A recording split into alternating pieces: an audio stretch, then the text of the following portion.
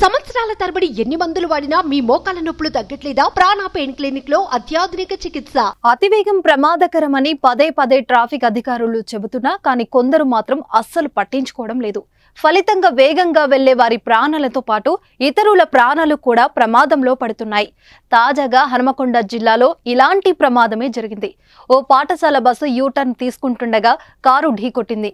Car ఢీకొట్టిన వేగానికి ఆ school bus బోల్తా పడింది. ఈ ప్రమాదంలో 3 విద్యార్థులతో పాటు కారులోని 3కి తీవ్ర గాయాలయ్యాయి.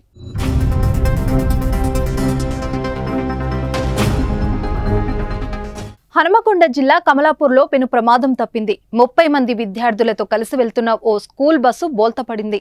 గురువారం సాయంత్రం ఏకశిల పాఠశాలకు చెందిన స్కూల్ బస్సు విద్యార్థులను దించడానికి వెళ్తుంది. ఈ క్రమంలో కమలాపూర్ మండల కేంద్రంలో ప్రధాన రహదారిపై యూటర్న్ తీసుకోవాల్సి ఉంటుంది.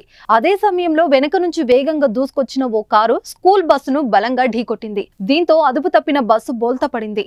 ప్రమాద సమయంలో అక్కడే ఉన్న ఓ వ్యక్తి వెంటనే బస్సు ముందు వైపు ఉన్న అద్దాలు పగలగొట్టడానికి ప్రయత్నించాడు. ఇందులో బస్సు కిటికీల నుంచి దూకిన 2 విద్యార్థులు అతనికి సహాయం చేయడంతో అద్దం వచ్చేసింది. దీంతో అందులో విద్యార్థులు ఒక్కొక్కరిగా బయటకు వచ్చేశారు. 3 విద్యార్థులు స్వల్ప గాయాలవగా మిగిలిన వారంతా క్షేమంగా బయటపడ్డారు. కారులో ప్రయాణిస్తున్న 3కి తీవ్ర గాయాలయ్యాయి. ప్రమాద సమయంలో బస్సులో 30 మంది విద్యార్థులు ఉన్నారు. ఇదంతా అక్కడ ఓ షాప్ లో ఉన్న సీసీటీవీ కెమెరాలో రికార్డైంది. ప్రస్తుతం ఇది సోషల్ మీడియాలో వైరల్ అయింది.